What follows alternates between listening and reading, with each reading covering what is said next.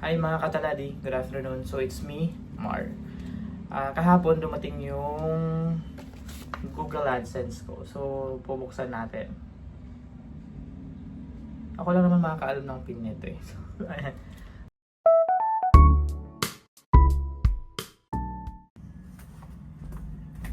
Hi mga kataladi, good afternoon. So it's me, Mar, yung struggling millennial. So yun na nga. Kahapon dumating yung Google AdSense pin ko. So, para saan daw to? Ng Google AdSense. So, para din dun sa sagot ko na din sa tanong nila. Ang Google AdSense is a verification pin.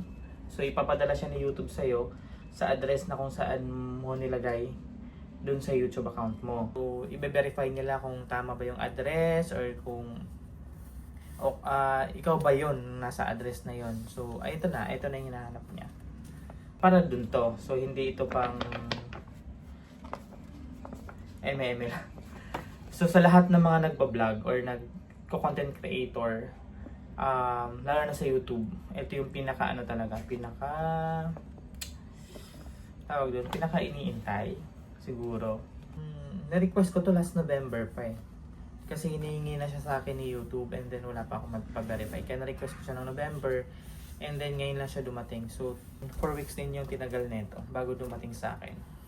Short story lang kasi nag-start ako ng YouTube before pandemic time. This is 2020.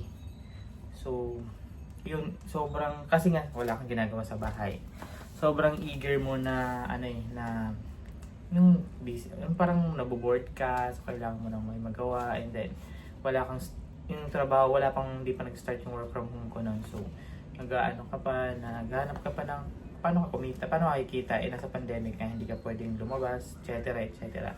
So yun, nag-start ako ng last 2020 pandemic time. Ang tawag doon, ang content ko is pagbibake or pagluluto. Nagbibake ako ng mga iba't ibang pastries like yung squash, yung kalabasa, sayote, talong, or malunggay. Ginagawa kong cupcake. Basta kung ano yung naisipan kong gulay na pwede ko naman gamitin. Actually, nag-try pa nga ako before ng ampalaya, pero hindi naman nag-push through kasi hindi okay yung lasa niya. So, hindi ko na pin-upload yun. Ayun na, nag-upload na ako ng videos, and then pandemic time, wala akong work. So, hindi pa ako nag-work from home nun. So, nag-start ako ng content, nagka-content na ako, and then nag-upload na ako ng video sa YouTube. And then, aware naman ako na nung time na yun, ang requirement ni YouTube is kailangan magkaroon ka ng 1,000 subscribers and 4,000 watch hours. And para sa isang hindi naman ako kilala, hindi naman ako social media influencer, hindi naman ako famous sa Facebook, TikTok, or Instagram, or sa Twitter. So, paano ko gagawin yun? Kasi kung ipopromote mo siya, hindi ka naman papatukin ng tao eh. Kasi nga, hindi ka naman kilala, hindi ka naman beginner ka lang eh. So, hindi ka kilala. So, ba't ka natatangkilikin? So, ayun yun. Yun yung struggle ko nung time na yun. Sabi ko, paano ko ma-reach yung ganong ano. So, ang ginawa ko, post ako ng post, upload ako ng upload, ganito. Kasi eager akong maging ma-monetize. And then, the whole year ng 2020, walang nangyari dun sa pag-upload ko. Siguro ang subscribers ko lang nasa 300 or 400 plus. Wala pang kalahati dun sa requirement ni YouTube. And then, fast forward na, after ng 2020, hindi na ako nag-upload ng video. So, in-stop ko na, and then, siguro nag-upload ako nung mga, yung parang try kong mag-upload.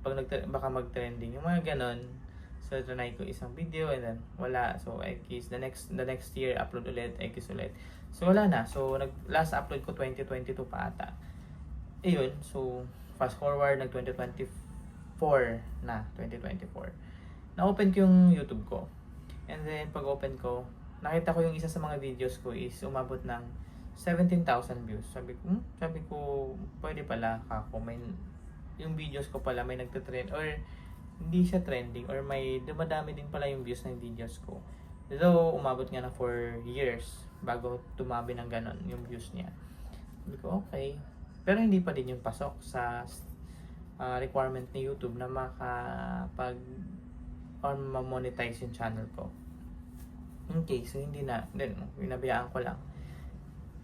Remember ko yung content ko na yun yung squash cupcake, and then ano pa ba yun, squash, malunggay, and then yung talong ata, or yung 3 ingredient cake, parang ganun. Basta yun yung mga content ko din. Umabot ng 14,000, 17,000 views. So okay naman, and then hindi pa rin magiging count yun kasi si YouTube, ang requirement ni YouTube is dapat within 1 year, ma-reach mo yung 4,000 watch hours and then 1,000 subscribers. Hindi naman ako famous, hindi din ako pala social media para post ng post sa social media para so wala, negative mangyari yun. So pinabayaan ko na. So 2025, may work na ako, okay na. And then sadly or unfortunately, nag-close yung company. Company closure. So may natanggap naman kami, so may mga retrenchment pay, etc. 13 months, yan, na-receive naman namin. So napag-isipan namin ng pinsan ko, kasi doon kami nag-work sa company na yun. Mag-open na lang kami ng karinderya or kainan, small na kainan. And then may napanood ako sa TikTok na yung sabi, pag nagbi-business ka or nag-start ka ng business, mas maganda or mas maraming chances of winning or mas maraming chance na lumago yung business mo pag nag-enter ka ng social media. So yung ginawa ko, pinopromote ko siya, and then doon ko naisipan na yung channel ko, why not mag-upload ako ng video sa channel ko para may memories ako at the same time. Kumbaga na-share ko kung ano yung mga nangyayari namin at nakakapag-promote ako through my YouTube channel. So hindi pa ako monetize yun, kasi pa lang ako, nasa 400 subscribers pa lang, and then basta yung watch hours ko nun, basta 500 pa lang ata, or hindi umabot, basta konting-konti lang yung watch hours ko. And then so yun na, nakapag-upload na, na ako, yung upload ko nga this year parang lang yung video lang na walang intro, walang outro, as in literal na video lang. Ang ginawa ko lang is in-edit ko lang, and then nilagyan ko lang voice over. Yun, so in-upload ko na. And then one time nagluluto ako ng pang-agahan dun sa karinderya, yung canton gisado. So yun, ginawa ko, itong isang kamay ko na to pinanghahalo ko, and then itong isang kamay ko pinabibideo ko, ganun. Hindi ako pwedeng mag-voice over doon or magsalita doon kasi sobrang ingay nga, kasi may mga parang talipapa sa labas. So yung ginawa ko, nag-VO ako. And so after 2 days pag-upload, in-upload ko na, and then after 2 days may mga nag-download, may sa akin na parang dumadami yung views niya, like umabot siya ng 5,000 views. Sabi ko after 2 days, para sa amin, or ewan ko lang sa iba, so para sa akin kasi personally, pag nag-start ka ng content or nag-upload ka ng content sa YouTube, and pag umabot niya ng 1,000 views sa isang araw, sobrang nakakatuwa yun. Sobrang nakakatuwa sa mga small YouTuber na kagaya ko, na hindi naman kilala at hindi naman famous sa social media. So nakakatuwa yun. Sabi ko in fairness, yung YouTube video ko na yun, umabot ng 5,000 views. So okay, natuwa ako. Pero hindi pa rin ako na ma-monetize kasi nga sobrang ikli lang ng 1 year para sa akin na hindi kilala. And para ma-reach yung ganong requirement ni YouTube. So nabayaan ko, after a day ulit yan ko nag 10,000, hanggang after naging 15, 20, hanggang sunod-sunod na siya. Sunod-sunod na yung pagdami ng views. Sabi ko, hindi ko din alam kung paano ginawa ni YouTube. Kasi hindi naman din, wala nang ibang ginawa din doon sa YouTube ko na yon, sa video ko na yon. So yun and then okay na, and then nang umabot, kasi minsan pagkagising ko nung video, yung video na yun ay literal na canton gisado. May mga bashing na akong na-receive, like kada umaga pagkagising ko, pagtingin ko na notification, sabi doon, maalat yung pansit mo, hindi yun yung ganyang tamang pagluto ng pansit, dapat binabanlawan mo muna yung kanton bago mo isahog, dapat konti lang yung ilagay mong toyo, ang dami mo nilagay na ganito, ganyan. So yun, okay, sabi ko maraming nag-engage dun sa video na yun, and then marami din nagsasubscribe. So umabot ako ng 900 plus na subscribers dahil din sa videos na yun. So ayun na nga. So sabi ko nung actually ayaw kong paano ba, ayaw kong sabihin sa mga pinsan ko and then sa mga kapatid ko or sa pamangkin ko na nag-YouTube ako, kasi nahihiya akong sabihin na baka mag-expect kasi na sabi ko pag nag-YouTube ka parang may kita dyan, once na ganito ganyan kikita ka. So ayaw kong sabihin yan kasi nga hindi pa akong kumikita at wala akong kinikita sa YouTube pa noong time na yon. And small channel lang to eh. Ang pinaka-goal ko lang din naman is makapag-share doon sa YouTube na yon. Ito sa YouTube na ginagamit ko. So, ayun na, hindi ko muna sinabi. And then nung na talaga, yung sabi ko, curious na ako kasi 900 plus, konti na lang eh. And then yung isang pinsan ko, sinabi dun sa kapatid niya. And then yung kapatid niya sinabi dun sa mga pinsan. So ayun na, nagkumalat na, nag-YouTube ako and then nagko-content na. So yun, nakita nila yung YouTube channel and then nag-subscribe and then pinanood nila hanggang sa na-reach na namin na-reach ko na yung 1,000 subscribers and then 4,000 watch hours. And then, ayun na monetize na ako ni YouTube. As in, sobrang bilis na ng pangyayari kasi ang laking tulong ng Canton Gisado na video para ma-monetize yung channel ko. Kasi nag-earn din ata ako dun ng 3,000 watch hours doon. Almost 3,000 watch hours doon sa video na yun. Kasi sobrang laki na natulong nun. And then, kasi biruin mo, nag-upload ko lang yung video ng within this year 2025. Na-upload ko siya and then after 2 months, na-monetize agad yung channel ko. So, real quick. Kasi, last 2020, nag-upload ako. Isang buong taon ako nag-aante. Wala talaga nangyari. So, ayun. So, na-monetize ako ni YouTube and then, eto na.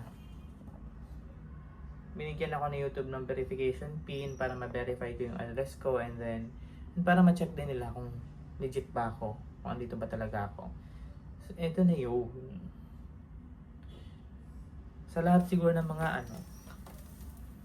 sa lahat ng mga nagbablog, ito siguro yung pinaka-iniintay. AdSense. Or ako lang. Ewan ko. Basta ito. So, open natin. Settings.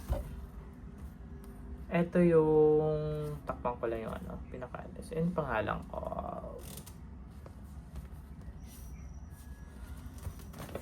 Open natin.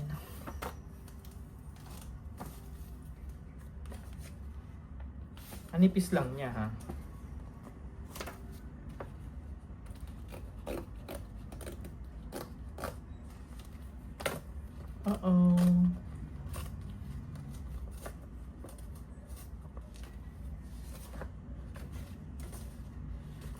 So, ito na yung pin.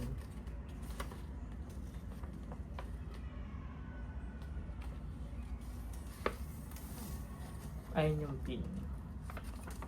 This code is unique to your account and payment address you want to verify. Please do not share this code with anyone else. And know that Google will never call you and ask you for your code. So, ayun. And ito yung message. Welcome, your AdSense or AdSense for YouTube account isn't set up to receive payments yet. So ayun, so wala pa talagang payments yun. Please follow the instructions to verify your address. I-sign in mo lang yung AdSense mo and then go to payments and then verification check, enter your PIN and submit. Ayun lang. Ito lang siya. Ito yung PIN. So itong PIN na to ang para mag-push through ating payment mo sa YouTube. And para ma-verify ka. So kung wala ka nito, hindi mo pupush yung payment mo. So, ayun pala. Pag wala ka nito, pag nag-request na si AdSense ng ganito sa YouTube mo, like, hinahanap na yung PIN mo. And then after 4 months, wala ka pa rin nilalagay na PIN. Automatic mag-i-stop daw yun. Mag-i-stop yung paglalagay nila ng ads. And then, pero pag kapag request ka and then dumating na yung, or nagkaroon ka ng PIN, or basta para may troubleshoot na ginagawa doon. And mababalik naman yung ads daw sa iyo. Basta malagay mo lang yung PIN. Okay. So that's it. It's me, Mar, your struggling millennial. Bye-bye.